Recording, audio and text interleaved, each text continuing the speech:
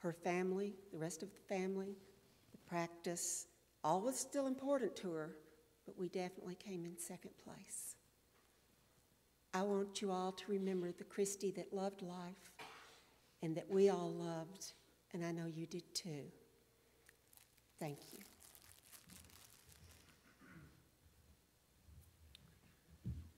Now her oldest brother, Ricky.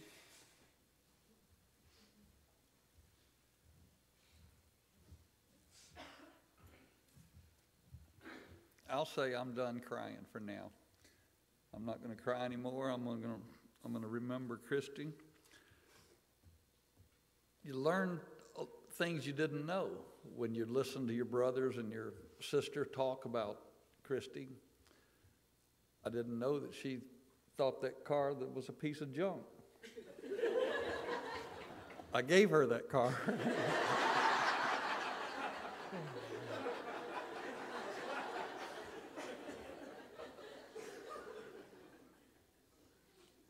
I was very fortunate that I lived in Jacksonville, not that far from Kristi. So I was the sibling that got to see her the most often, and I was very, very fortunate in that. She was very loving, she was very caring, she was very giving. She had time for you, no matter what it was or what time it was. She would always take the time to listen and to give. And like Joel said, all you had to do was go to her house, because it wasn't just dogs that she drug in. She drug people in that needed help, and they had a place to stay when they needed it. And she always had, I always knew, used to threaten her that if my business goes bad, I'm coming here. I know. A lot of times I didn't worry, because I knew whatever happened, I had a place, no matter what. She was a wonderful doctor. I've had so many people tell me that she was not, that they will never, ever be able to find another doctor like that. There'll never be another doctor like Dr. Aston was. She was my doctor. When I needed something, I'd call her. I'd go to her office. I was deathly afraid of needles. She was the only one that could give me a shot. She'd give me my flu shot. If I needed any kind of shot at all, I had to go see Kristi, because I wouldn't let anybody else put a needle in me. Just didn't do it. She loved to go out. She loved to go out to find music, which is one of my passions, is going out and finding music. She loved to do that. Her and Jamie would go with us, and we'd go try to find new music. We were lucky New Year's Eve, just 3 short weeks ago, we had a New Year's Eve party, and Kristi and Jamie and Brian came to our party. That's where the pictures with the hat came from. Kristi leaned into me and said, "I'm pretty sure I'd look better in this hat than you would." And she took it and gave it to me. Kristi was proud to be a doctor. She was proud of what she had accomplished, and she was proud of her patients, and she was proud that she cared for them, and she took the time to do it. But she was very proud to be a doctor. We spent a lot of time, because my dad spent the last 10 years of his life living in Kristi's house, first in McClenny, and then when Kristi and Jamie built the house, I called it the big house. When they built the big house, Dad lived with them right till the day he passed away. And Dad spent the last couple of years in and out of hospitals.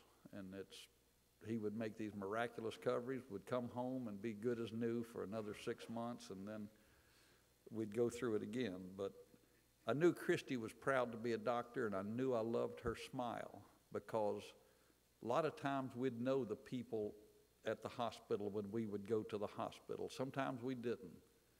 When we didn't know the doctor or the nurse,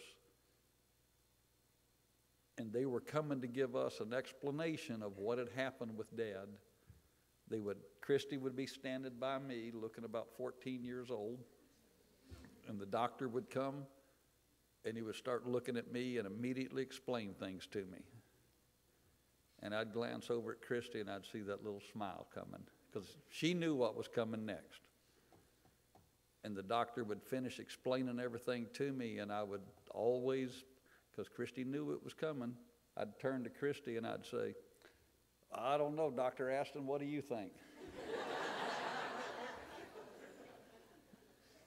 And she would just smile. We're going to miss her. I loved her. And I'm going to miss her. I want our family to stay close so that when the time comes and we're together at Thanksgiving and we're together at Christmas, we can remember and talk about her.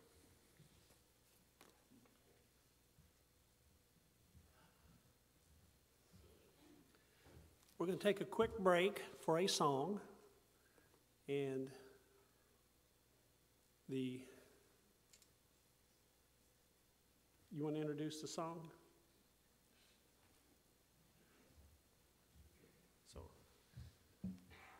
And I'm going to apologize. This was supposed to have been about 20 minutes ago, and I got distracted and messed up, so I apologize.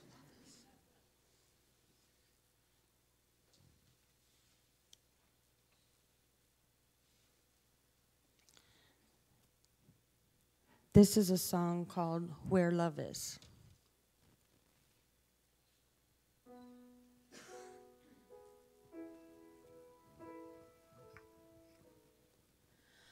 Where love is, there God is also.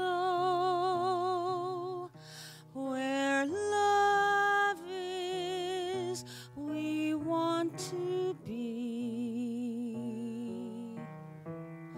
Guide us His truth to follow. Help us obey Him faithfully. Where love is, there God is also. And with Him we want to be. Teach us to pray, to talk with Him above, and know that He will guide us with His love.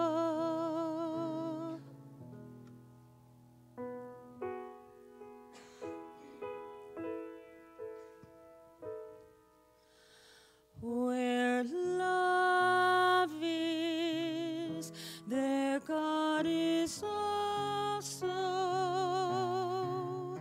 Where love is, we want to be. Guide us His truth to follow. Help us obey Him faithfully.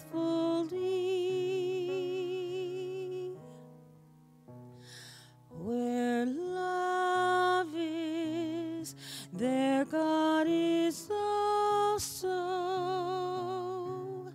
We think of Him reverently.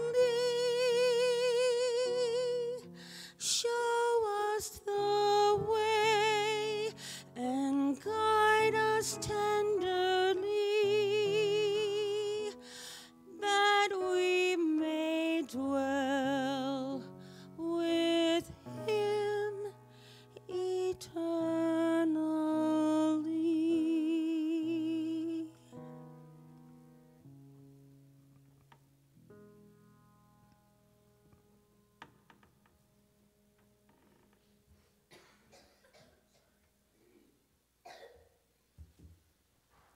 I had an itinerary and an agenda laid out, and that was supposed to have been earlier, but it's hard to read everything when you have tears in your